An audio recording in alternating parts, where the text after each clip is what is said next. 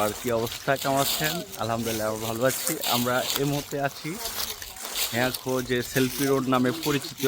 আমরা এখন সেই কাঙ্ক্ষিত স্বপ্নের সেলফি রোডে চলে এসেছি।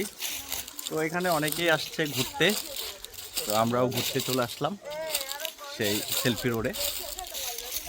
আপনাদেরকে যদি দেখাই, দেখুন অসম্ভব সুন্দর, অসাধারণ ভিউ।